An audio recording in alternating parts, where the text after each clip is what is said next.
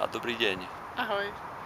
Zdravíme vás z Los Angeles, z múzea Getty, ktoré je veľmi zaujímavou zbierkou obrazov a umeleckých predmetov z celého sveta. Náš trojtýždňový výlet sa blíži k záveru a preto by sme sa s vami radi podelili o tipy, ako ušetriť pri cestovaní do Severnej Ameriky. První takový tip, nevím jak ušetřit, ale první takový tip bude ohledně víza, které v dnešní době už není třeba chodit na ambasádu, ale dá se udělat elektronicky, elektronickou cestou, online na stránce, kterou právě vidíte dole. Po 3 týždňoch sme zistili, ako a čo tu funguje. Ja som vlastne prišiel 15. augusta do New Yorku, kde som strávil 3 dní, potom som išiel na sever štátu New York na festival, celosvetový festival ovocia a zdravej stravy. Videá z tohto festivalu môžete vidieť na mojom YouTube kanáli dole. Potom som prešiel do Los Angeles, kde som stretol Hanku a pokračovali sme cez Kaliforniu na juh, na severné Mexiko, Arizonu, Nevadu a naspäť do Kalifornie. Pokiaľ vlastníte kreditnú kartu z vašej banky, tak je výhodné platiť za letenku touto kartou.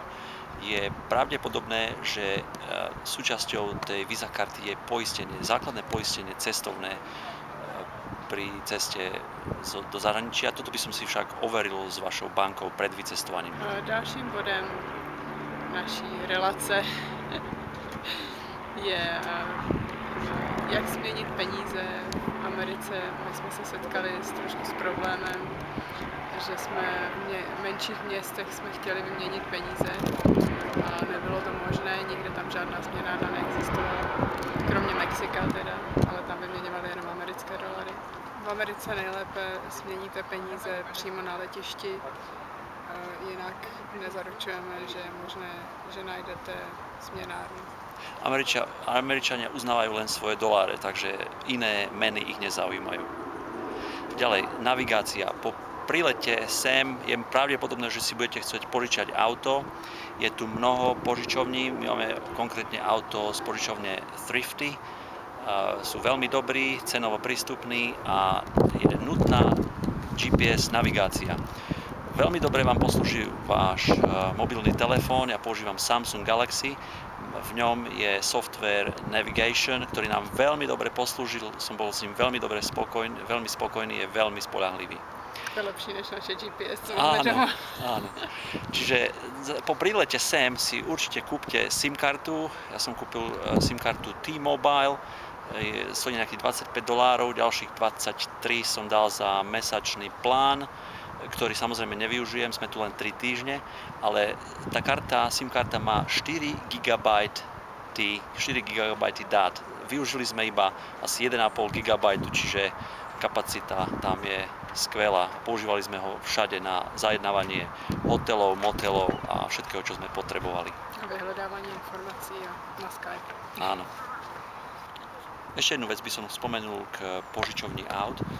Je možné, že vám ponúknú zdarma nejaký upgrade alebo kúpiť nejakú vyššiu triedu auta, ako sa mne stalo. Som prišiel pomerne neskoro na letisko, bolo večer a nemali auto, ktoré som si zajednal ja, tak bola možnosť vybrať si Ford Mustang, šporťák s vysokou spotrebou benzínu. Mali sme ho len nejakých 12 hodín a išli sme ho vymeniť za nejaké rozumné auto, pretože sme rýchlo zistili jeho nevýhody. Čiže zvážte si spotrebu auta. Najnižšia trieda auta môže byť pomerne malá, ale nemá tempomat, čiže cruise control. My sme si zvolili Nissan Altima, prejazdili sme s ním 4800 km, čiže bolo dobre zvážiť a zvážte si aj vy, aké auto sa vám oplatí najviac. Čiže ešte raz, najnižšia trieda je veľmi lacná, napríklad my sme to mali za nejakých $240 na 2 týždne, plus poistka, určite si zvolte poistku. Takže další bod je ubytování a v rámci ubytování my jsme využívali služby online, bukovali jsme to, nebo rezervovali jsme to teda přes internet, přes ten Samsung mobil a používali jsme stránky Orbitz, tady vidíte, jak se to píše, Orbitz.com anebo Bookings.com.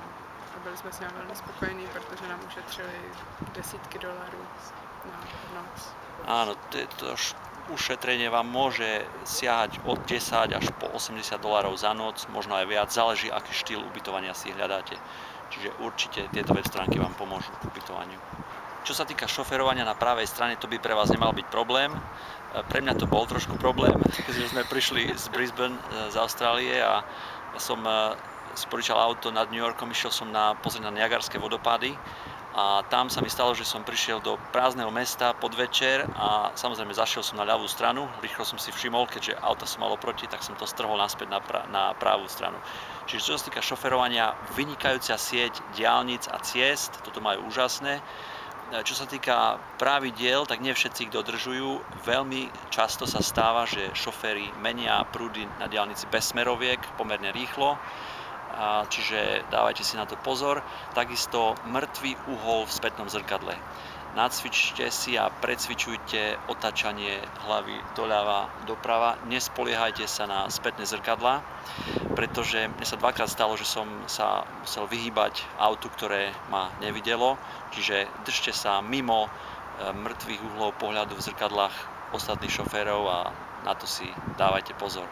Ďalšie veci, musíte si predplatiť benzín na benzínkach, čiže keď prídete na benzínku, musíte ísť dovnútra dvakrát, prísť dnu, povedať, koľko predplácate na ktoré číslo pumpy, výjsť vonku, načerpať, po prípade isto ešte dorovnať, alebo aby vám vrátili výdavok. Je tady výborná služba recyklování. Recyklovanie odpadu. Američani recyklujou, mají koše na 3 druhy recyklování, na papír, karton, plastik a kompost.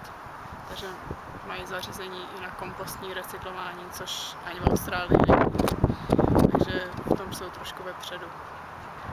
Keď už sem prídete, budete potrebovať mnoho energie a doprajte si z kvalitného spánku a odporúčame vám konzumovať veľa lokálneho ovocia a zeleniny. Je tu výborný výber tropického ovocia, akého si len zmyslíte. Hlavne ve väčších miestach. Áno, vo väčších mestách ako New York, Los Angeles, San Francisco sú čínske oblasti, čínske štvrte, kde majú veľmi lacný výber ovocia a zeleniny. Doprajte si... Nebo v Mexiku, áno. Nejlepší sníst to hned, protože ovoce a zelenina se nesmí převážet přes hranice. Kdybyste si udělali výlet do Mexika, tak si dejte pozor, že i kdybyste kupovali ovoce v Americe a jeli s ním do Mexika a potom zpátky, tak i když je to z Ameriky, tak už jakmile to překročilo hranice do Mexika, tak už se to nesmí zase vrátit zpátky. V rôznych štátoch v Severnej Ameriky musíte počítať s daňou k cene, čiže keď uvidíte niekde cenu, počítajte s daňou, ktorá môže byť 5 až 10%. A je víc až než 10%? 12%? Myslím, že je 12%. Áno, ďakujem. Sme veľmi radi a veríme, že vám tieto typy pomôžu pri cestovaní a pri rozhodovaní, hlavne pri sem. Je to pomerne rozľahlá krajina, čiže si doprajete veľa času. My sme si myslím toho stihli pomerne veľa za 3 týždne, Hanka za 2. Čiže určite sa nám to veľmi tu napáčilo. Mali sme možnosť vidieť veľa prírodných, zelených, národných parkov. Ako vidíte, aj naše trička o tom svedčia. Moja mama sa teraz určite diví, že som si zobral iba jedno zelené tričko. Mami nie, mám ich asi 7 rôznych odtieňov. Choďte, cestujte a myslíte na to, že jediné, čo si z tohto sveta vezmeme, sú príjemné zážitky. Spolu vám ich prajeme čo najviac, príjemnú cestu, šťastný let a dovidenia v ďalšom videu. A ešte jedna vec na záver ohľadom šoférovania. Trvalo mi to asi takmer 2 týždne, keď som pochopil, že je tu legálne odbočovať na červenom semafore doprava. Čiže na križovatke na červenom semafore môžete odbočiť doprava, ak tam nie je značka zákaz odbočenia doprava, čo je nezvyklé pre Európu. Děkujeme vám za pozornost a těšíme se v dalším videu z našich budoucích cest. Naschledanou. Pokiaľ máte nejaké otázky, nech sa páči, napíšte ich tu dole pod toto video, radi vám na nich zodpovieme a ak nebudeme vedieť zodpovedať, tak pre vás tie odpovede nájdeme. Tak si to vygooglujte. Áno. Google je náš priateľ. Dovidenia. Šťastnú cestu.